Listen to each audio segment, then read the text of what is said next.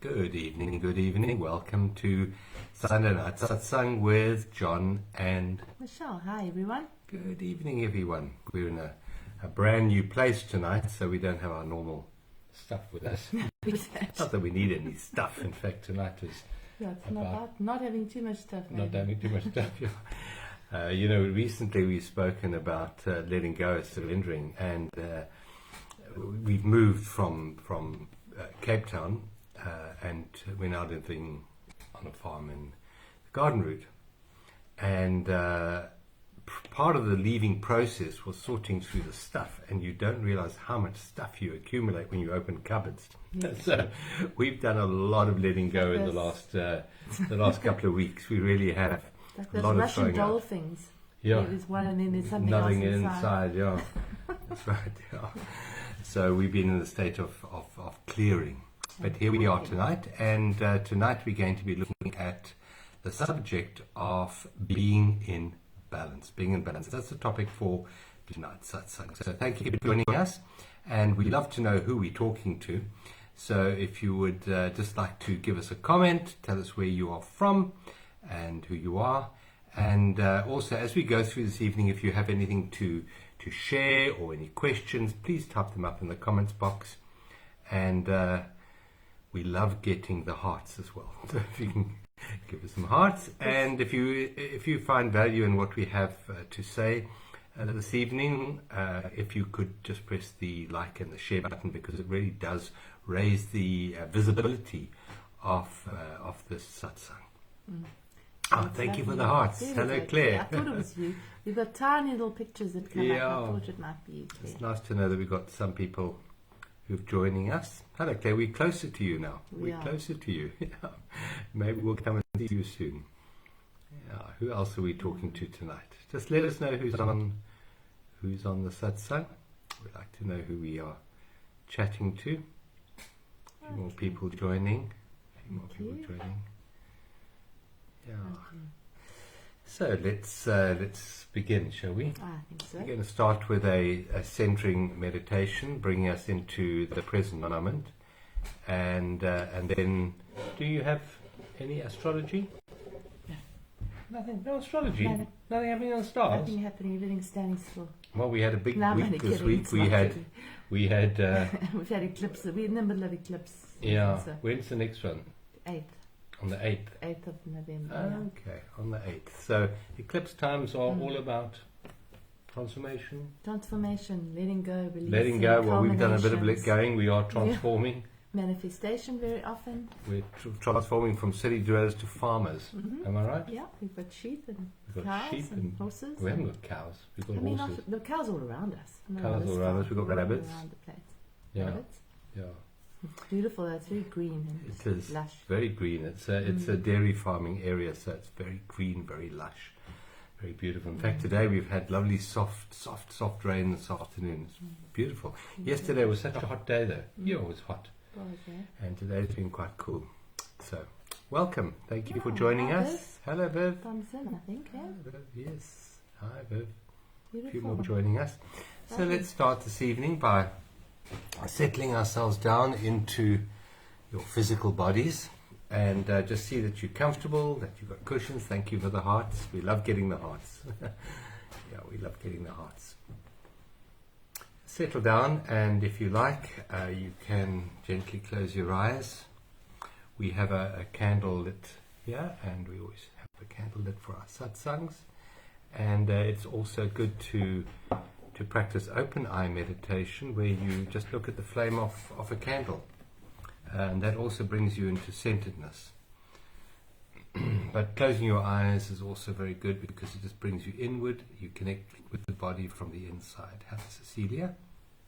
And Gina's all there. Yeah, Gina. For the rest of you, if you please just say hi and who you are, because then it comes up and we know. And where you're from. We love to know which part of the Sonia. world Hello, you're from. Sonia. Hello, Sonia from Friederhoek. Yeah. Yes. So just settle down, maybe shut your eyes, and center yourselves on the here and now, the present moment. The only place that's real right now is the here and now. We withdraw our mind from the stories that we've been involved with today. We withdraw our mind from all other times and all other places, and we become centered in the present moment.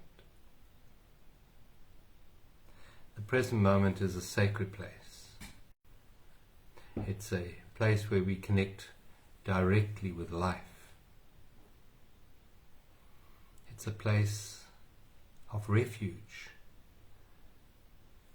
from the troubled mind.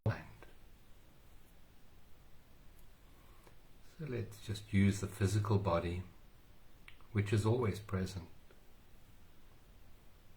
to anchor our awareness into direct alignment with life. And tonight we are focusing on being in balance. So let's just connect our awareness with the breath. The breath is very symbolic of the flow of life, the yin and out, the yin and yang, the up and the down. Let's just start by taking a very deep breath in, blowing your tummy up like a big ball, so you're breathing from the diaphragm, not from the shoulders. Take a deep breath in, and then just release it. And as you release, just drop your shoulders, relax your shoulders. And take a second, very deep breath in, again into the diaphragm, so you're blowing the tummy up as you breathe in. And as you breathe out, you bring your belly button back to touch your spine, so you're squeezing all the air out of your torso. Now take a third, very deep breath in. Take it right down to your toes this time. And then sigh it all out. Just relax, just release, just release. Allow life to breathe you. Life that beats your heart and digests your food is more than capable of breathing us. So we hand over the breath to this intelligence that orchestrates the cosmos. That's how incredible this intelligence is, and it's quite capable of breathing us. But we keep our awareness on the breath, the in and the out, and the out and the in. We become aware of that slight pause between the in and the out breath. That stillness, that still point. We become aware of how the body feels right now, in this moment. Just check in to see if there's any resistance in your body, any blockages to the flow of life.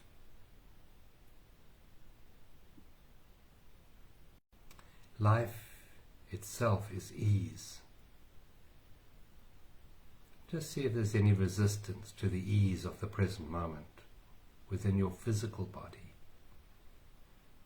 Let's bring our awareness into our hands and into our arms. Just relax the fingers. Relax the forearms.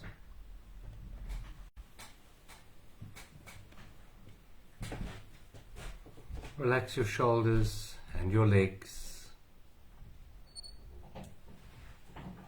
your toes.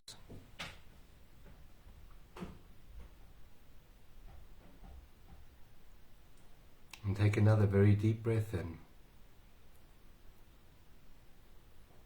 And a long breath out.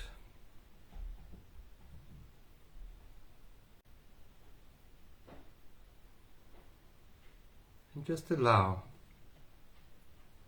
the isness of this moment to be.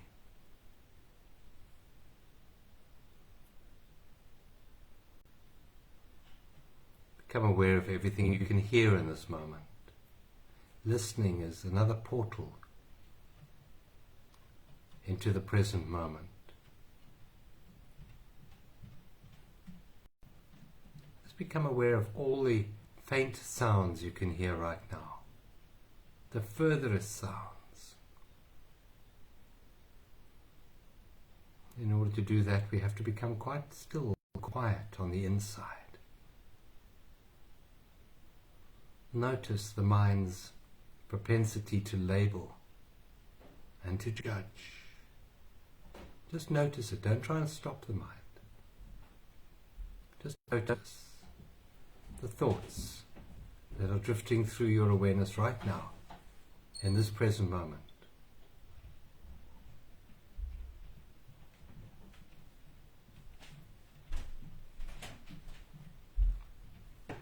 Become aware of the awareness that listens.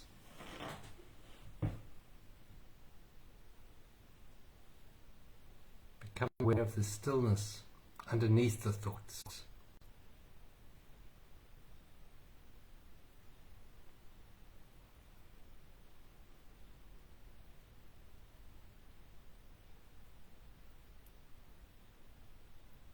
Become aware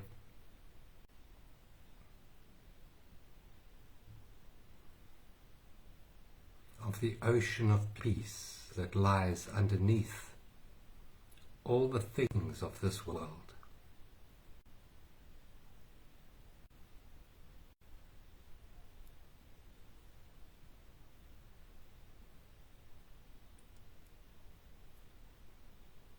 Now take another very deep breath in.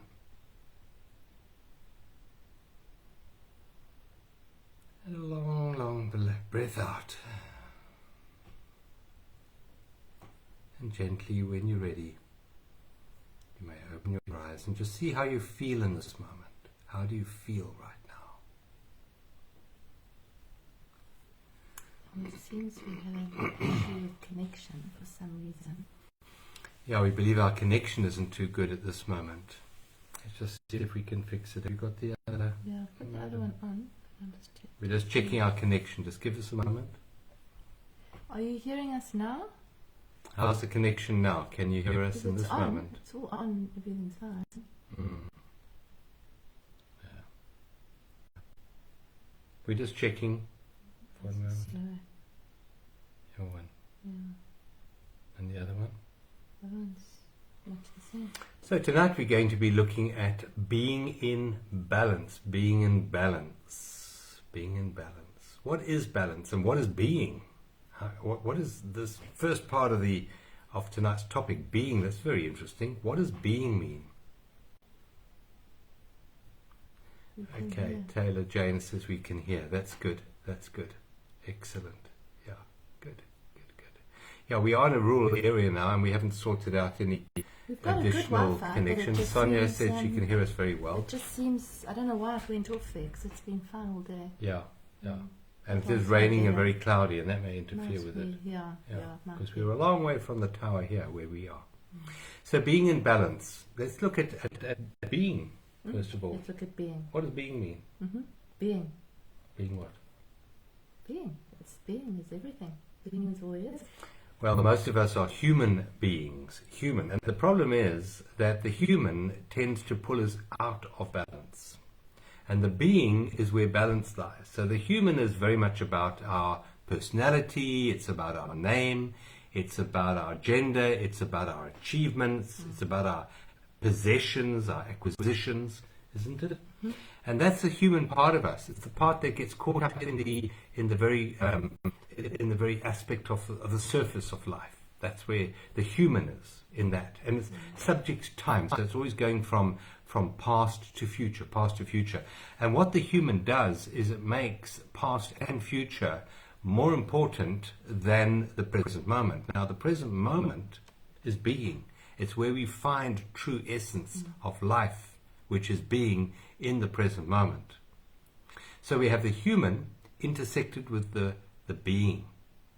And balance can be found in the human arena of ups and downs, but it can only be found through the portal of perception of being. Absolutely. And we get caught up with the human side and then lose the up. Being. Yeah. And there are things that we can do to bring balance in the human arena to our lives. I mean, we have the different aspects of our lives. We have our social life, we have our business life, we have our family life, we have our maybe creative lives. Hopefully we have our creative lives and our sports. And sometimes those go out of balance, and it's good to look at those different aspects of life and bring them back into balance. Mm. And also just do a check in we've been dealing with that theme on our inner space group this month, and to just have a look at your life and see where is my life out of balance? Where am I spending most of my time? For a start, that's one way of seeing it. You do a little pie graph or something, and you see where you're spending your time and how you can better balance your time so that you get maybe more downtime, more being time. So it's not so doing. So I think very often we are doing something, but we're not really present with it, because we're doing something because we're trying to get through that so that we get to the next thing.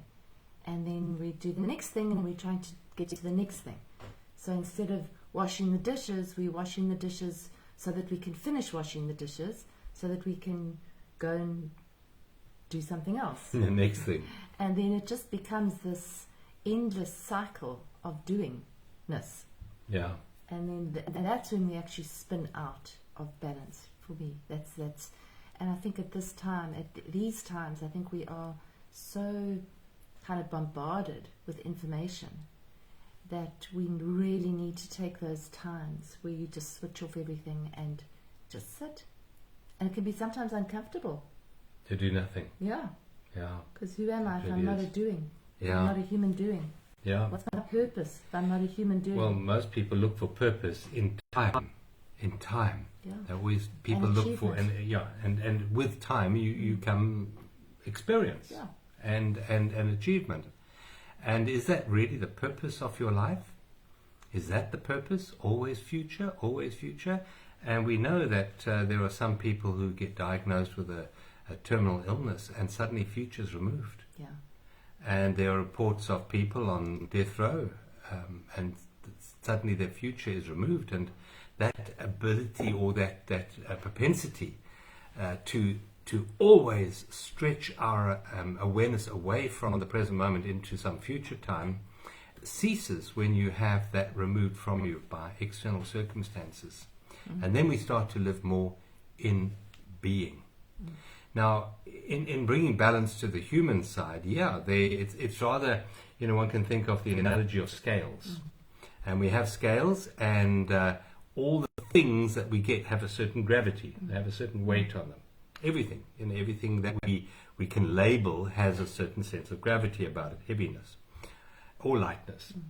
And so, to bring our lives to balance, generally what we will do is we will look at this side of the scale and we will look at this side of the scale, and we say, how can they bring them into balance? And most scales that we have only two sides, but in fact the human arena has many different sides of it. As we say, we have our career side, and we have maybe our family side or our social side, and these tend to go all out of balance. So what we try and do is maybe take a little bit of the scale over here and add some more to the scale over here, and try and bring that balance to it.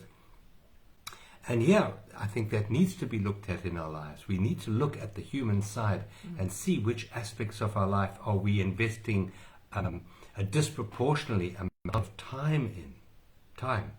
And to then maybe bring balance to that arena of the human doingness. But ultimately, to find real balance in our lives, it's not a case of adding something to the scales. It's a time of, or a process of, taking things off the scales. You see, without the thingnesses that are placed on either side of the scale itself is balanced. It's balanced. And our work to bring our lives into balance isn't necessarily to add something to this side or that side. It's to remove the thingness of life so that the natural state of the scale of life itself can come back to balance, back to that stillness. And that's what we were doing in the opening meditation, is releasing ourselves from all these attachments so that we can come back to centeredness, because the present moment is the only place that we can truly find this thing called balance. I think a lot of people, though, have a question about that. You know, who am I if it's not for my doing this? Because doing's important. We have to do. We have to cook, and we have to clean, and we have to do the washing, and we have to pack boxes, and we have to unpack boxes, and we have to In our case. earn a living, and we have to look after kids and travel around and put petrol in the car. Yes, we do have to do all of those things in the human realm. But if we're doing them from that place of just one thing after the other, you can't be in balance like that. So we need to nurture that state of being, which is that it's almost the soil in which everything grows out of. And if you're not nurturing that soil, nothing's going to grow, because there just isn't enough nutrient there. So it actually, what it does is, as you nurture and nourish that and water that soil, it allows beauty and growth to appear without the struggle and without that incessant one thing after another. I think it was Winston Churchill you often quote. Yeah, Winston Churchill's definition of history, he said, was one damn thing after another. And if you think about your own lives, it may be that way. You get one thing sorted out and there's another problem. Yeah. And that's how it is on the horizontal plane of time. And I love your analogy there of the soil. Yeah. The soil. Because, you know, if you have a rich soil, you're going to get plants. Sorry for using this analogy, but we're now farmers, so use agriculture. But the soil is the determinant of the outcome. I mean, I remember listening many years ago to Dr. Bruce Lipton, who was talking about biology, and his most famous book is called Biology of Belief. And he says, if you want to understand the cell, you look at the environment that the cell is in. And the cell, if the cell is defective, don't look in the middle of the cell. Look at the environment, because most defects in cells are created by a dysfunctional environment around it. Now, that environment is the soil that you were talking about. It's the soil. And it's the biome. It's the, you know, and I think what happens in modern medicine and very often is that they treat the symptom. They're not treating the environment. They're not saying, okay, why is this, whatever it is, illness actually flourishing? Well, it's because of the environment. If it's a toxic environment, you're going to have toxins. You're going to be filled with toxins.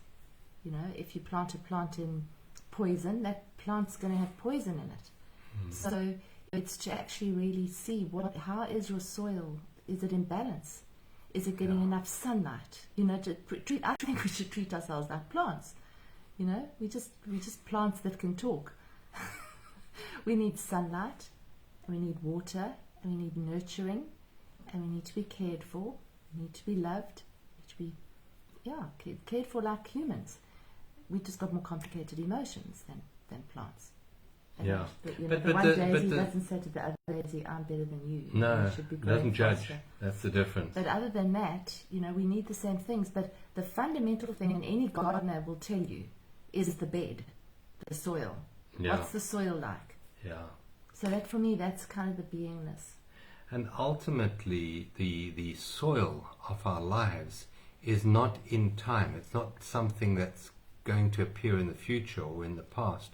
The very soil of life is the presence, is presence itself, because presence and life are one and the same. Your life is not ahead of you. Your life is now. The quality of your perception in this moment is determining what grows in the future.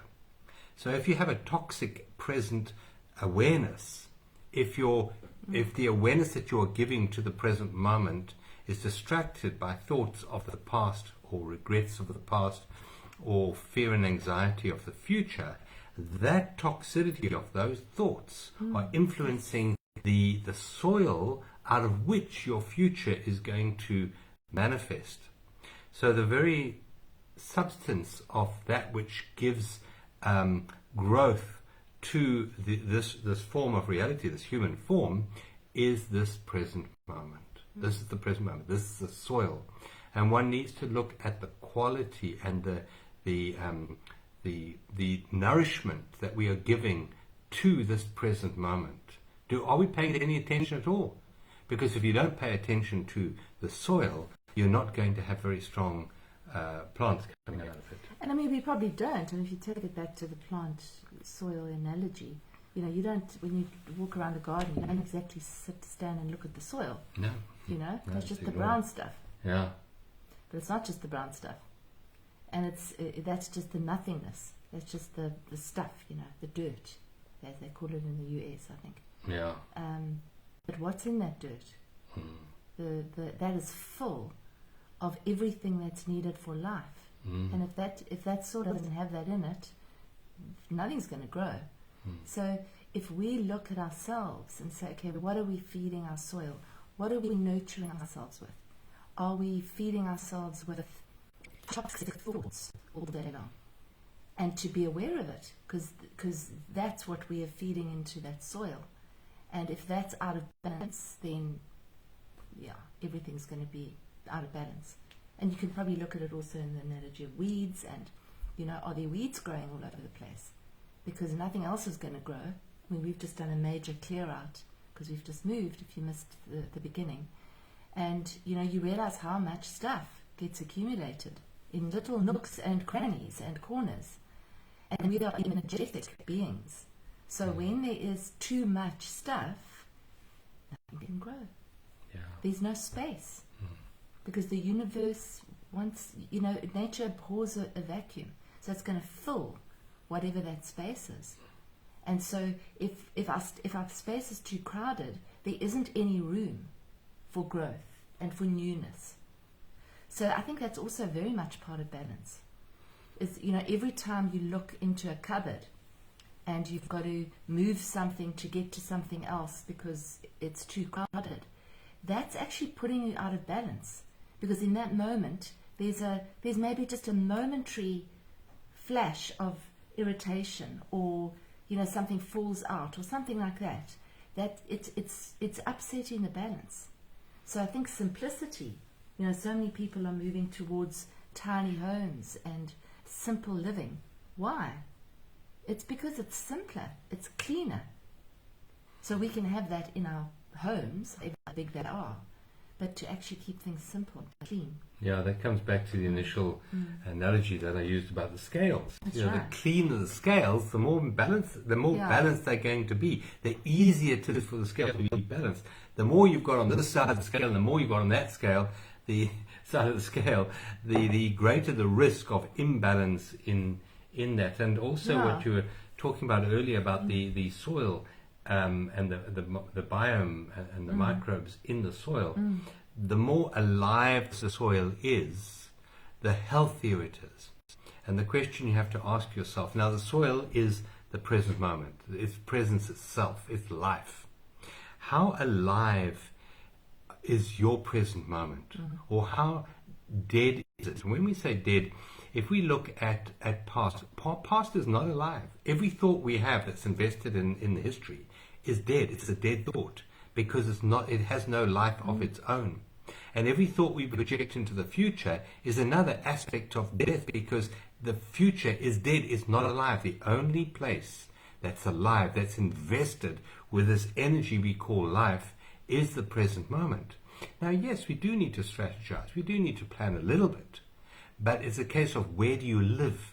Do you live in the present moment? If you do, you're adding life to the very soil out of which your future is going to grow. But if you are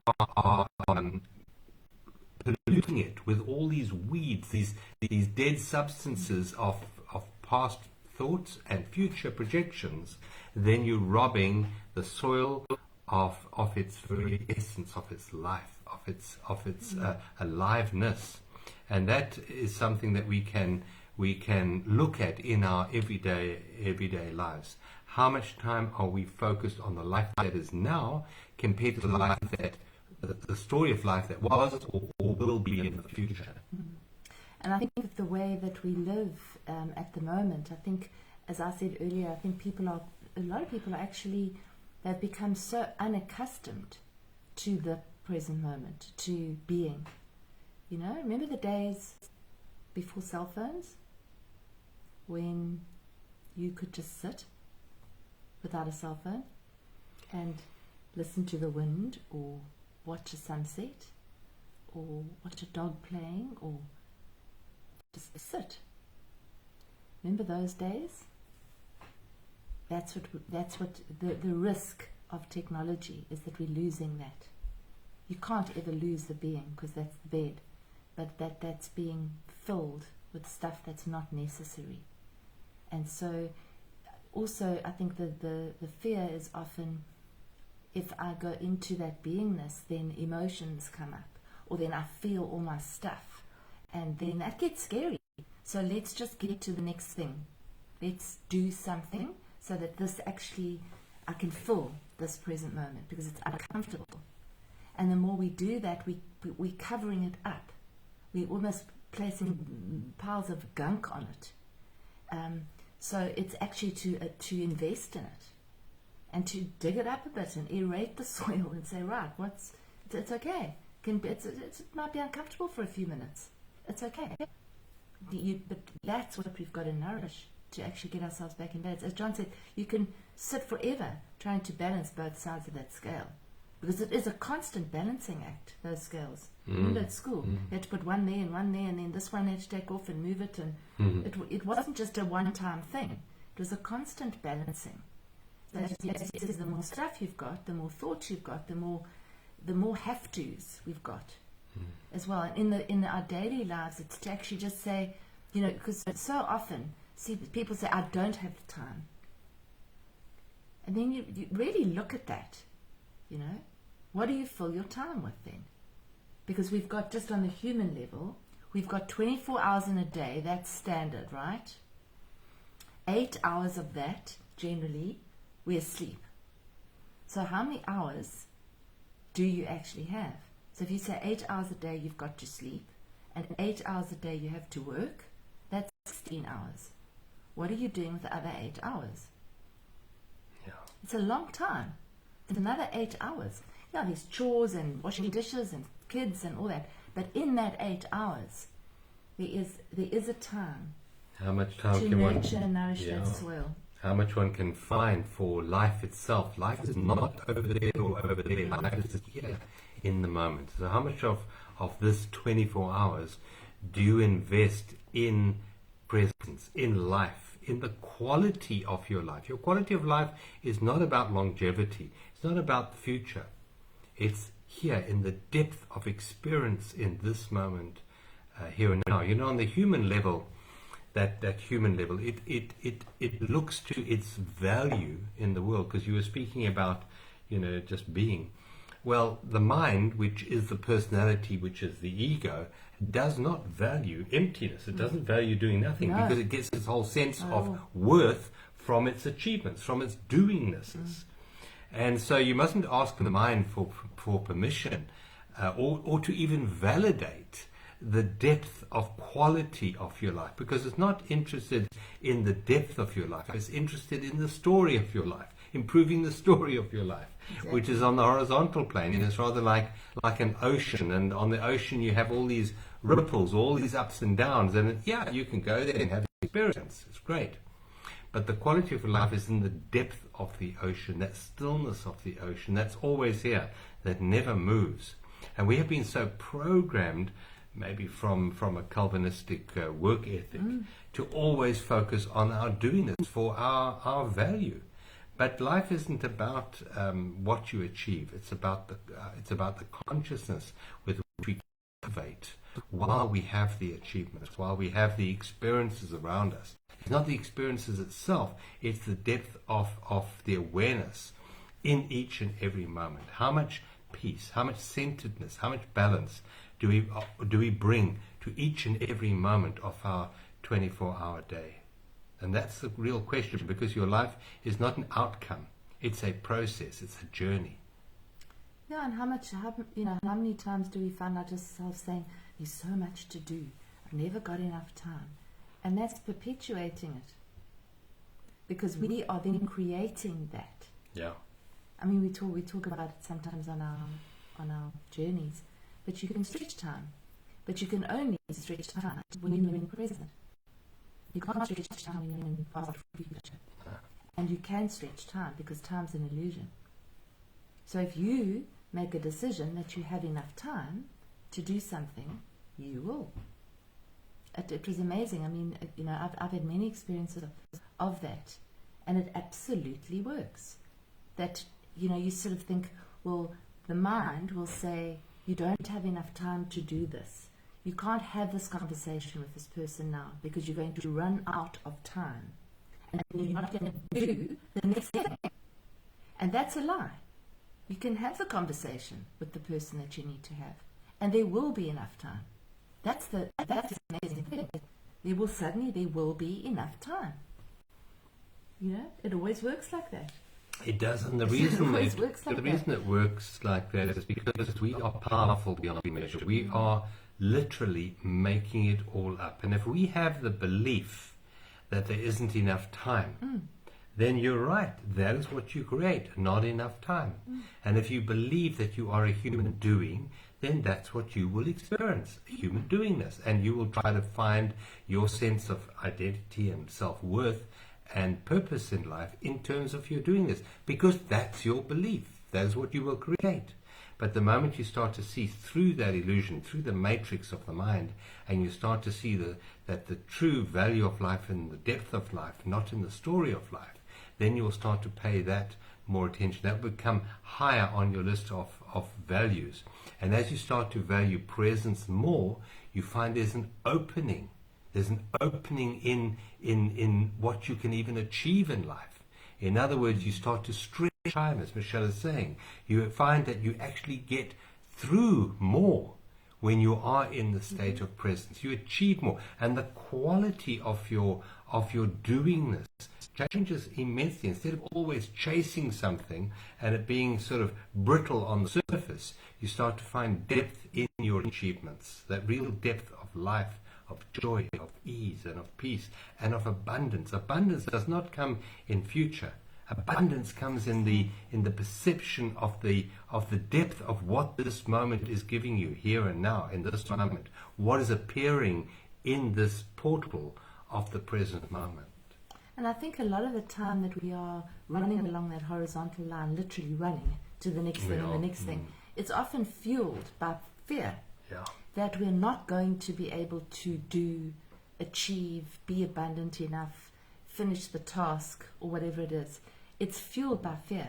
It's fueled by, if I don't do this. It's a lot of it's unconscious, but that's what it is. And so it's to keep checking back and just to say, okay, where am I right now? I'm here. Breathe.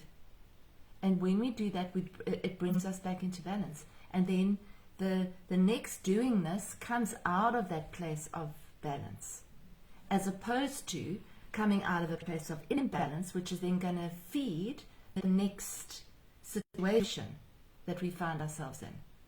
Because we're unbalanced, so it's going to feed the next interaction, isn't it? It has to, because we just draw the energy with us. So we've often said as well that the power of the pause, that was one of my biggest learnings.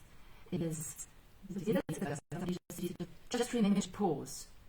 And it was such a simple thing at the time, and I didn't get the full value of that meaning. But to pause between things, doing this is. So you get in your car and you pause just for a moment, for a breath, and then you switch the car on and you leave. And then when you get to the place that you're getting to, you switch the car off and you pause and you get out the car. Just those little pauses, it punctuates the day and punctuates your activities, your doing this, so that there's spaces. So you're infusing your life, your human life, with space. And space is beingness. So when you've got space, you're not dragging that energy into the next thing. So just remember the pause. Yeah, the pause is that space point. It does. It's a portal which nourishes the soil out of which your future is going to emerge. Because the law of the universe is that whatever you value, whatever you pay attention to, expands. At the moment, most people are only interested in the surface of life, in the story of life, in chasing time. And so that expands. in their awareness, that need to race somewhere. But as we start to see through that illusion, we start to pay more attention to the beingness than the doingness. We start to expand that. We start to expand the beingness in our life. And beingness is the balance point between past and between future, between this thought and between the next thought. That's where balance is to be found. And as we start to see that and start to focus on that with our intention and attention, that expands. So yes, we can be walking quickly, we can be doing quite a lot, but we're doing it in that expanded space of the eternal present moment. That expands. That becomes the predominant state of living our lives. And everything changes when you come from that space, because that's a space of infinite creativity, of infinite intelligence. Comes from that space between our thoughts, between the yesterdays and tomorrows, as I said. And we nurture the very fabric of reality when we are like that. Not only for ourselves, but for the greater community around us. And again, we often ignore those spaces, don't we? We look for the objects. You walk into a room and you don't say, oh, lovely white walls. You look for the objects on the walls. You're not looking at the walls. You're not looking at the space. You know, and if you look at any good art or good music, good art, good music would not exist without spaces. You know, a good painting has to have negative space to be a good painting. If it's full, it's not a good painting. It's got to be spaces and rests. In fact, artists will say that you need to have places where the eye rests before it moves to the next thing. And it's the same with our lives. We have to infuse our lives with those spaces, because that's what enriches them. And if we don't do that, then we get caught up in that imbalance. It's not actually complicated. We complicate it. Our mind's complicated with all this, all the thoughts that we have telling us to do more.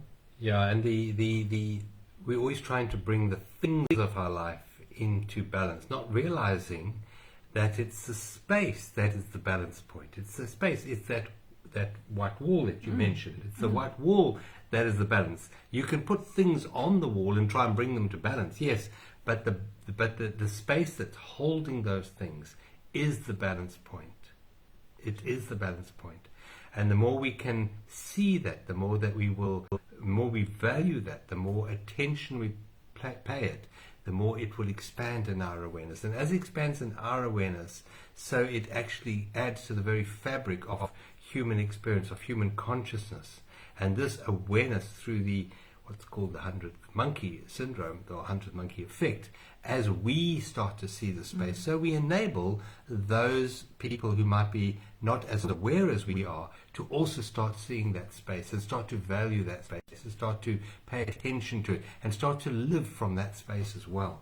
So you're doing it not only to bring greater peace and depth of experience in your own life, but you're also opening that portal for other people around you. Because if you're frenetic, if you're anxious, if you're fearful, that actually emanates out and infects those around you. When you start to, for example, in your doingness, you start to bring more beingness into your doingness, that will actually ripple out and actually change the experience of those people around you. You know what it's like if you're in an office and someone walks in a bad mood, then that bad mood pollutes the whole environment.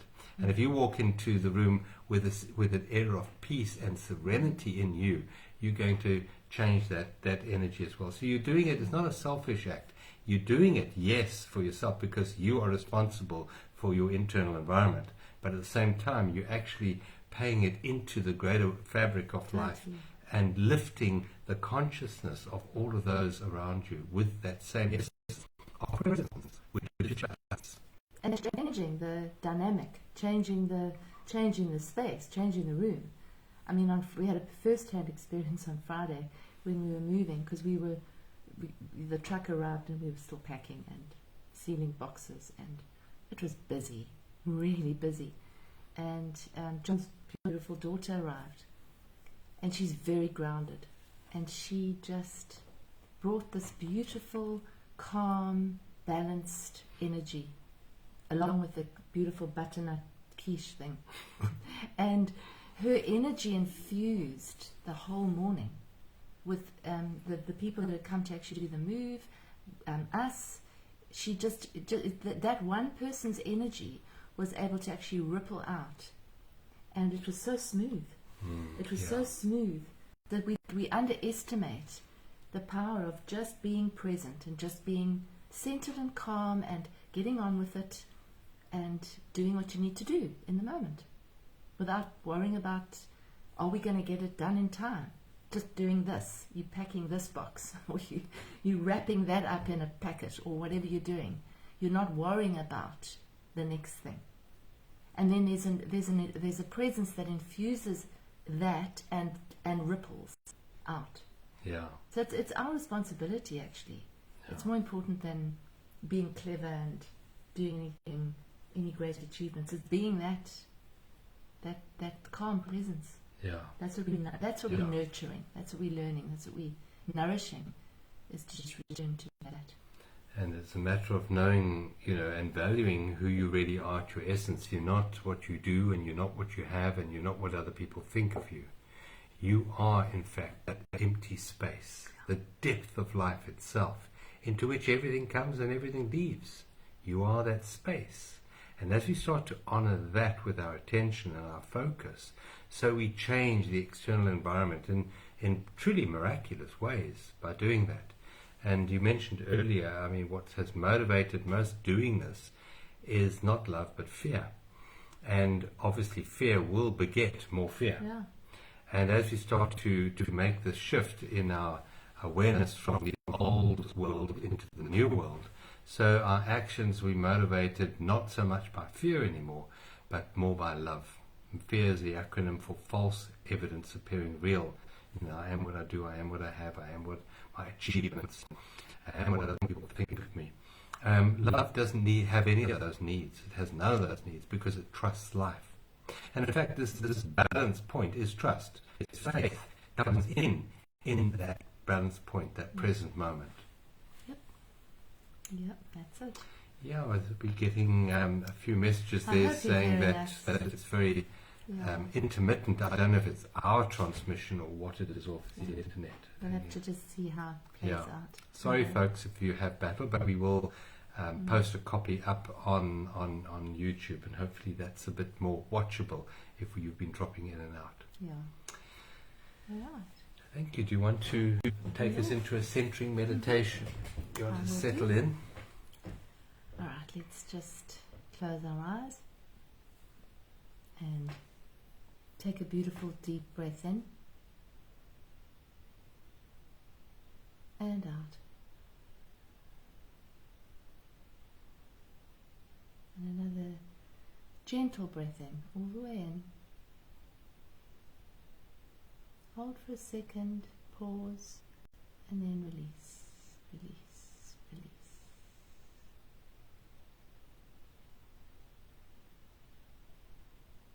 And if you like, it's quite a beautiful thing to do, is to bring your hands together at your heart. To actually really bring yourself into balance. So palms connecting like this. Together, so you're actually balancing your fingers, your thumbs, your palms, and you've got them at your heart. And just breathe in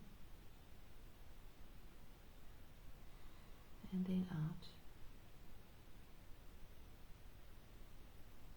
and become aware of where your body is touching the support that it might be sitting or lying on. Become aware of the support. If your feet are on the ground, become aware of your feet on the ground, being supported by Mother Earth. And breathe.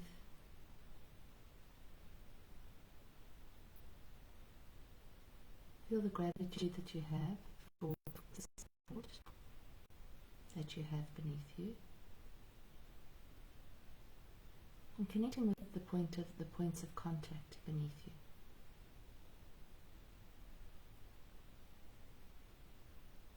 And then bringing your awareness to the very top of your head.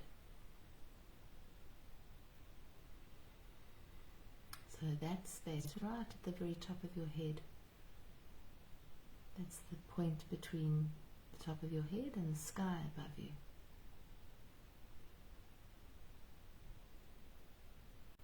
Just focusing on that point.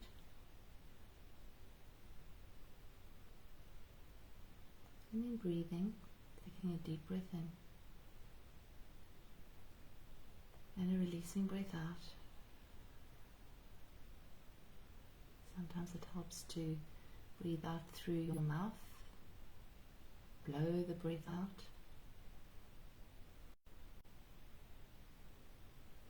And relax your shoulders on each out breath.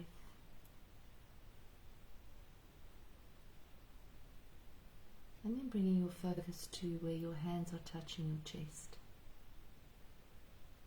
which is sort of the intersecting point, the heart space. Your thumbs might be pointing at your heart space. And focusing in on that area, which is the balance point.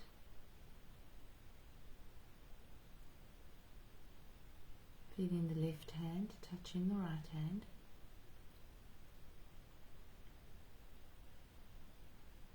Imagining a beautiful thread of rainbow colored light coming through the top of your head, going all the way down through your neck, through your torso, down through those hands, through the legs, through the feet and into the ground. Full centering, balancing core of light.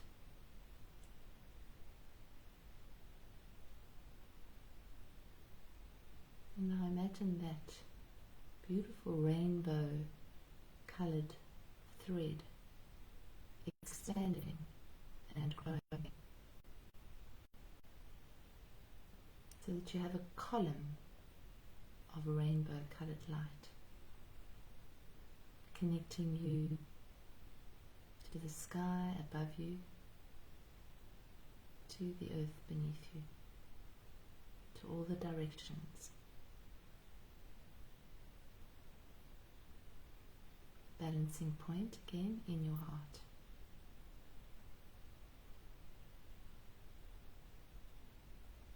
And now breathe in, and as you breathe in, just part your hands a little bit, so keeping your fingers together. And then as you breathe out, putting your hands back, touching, so your palms touching. So as you breathe in, you open them a little bit. And then as you breathe out, you close them. Breathing in, open, and out, closing. To your own, at your own pace. Breathing in and out. Just feel how your whole system starts to come into oneness, into beingness, into balance. And just keep your hands together and checking in with yourself now, feeling whether you can feel the balance flowing through your body, if you can feel the energy flowing through this beautiful cord of light, this column of light.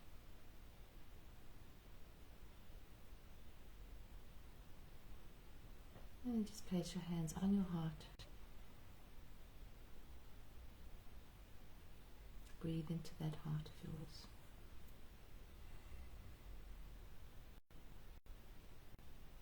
And breathe in gratitude for this moment,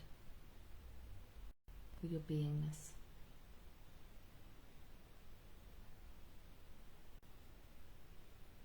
for the love that surrounds you and fills you and is you.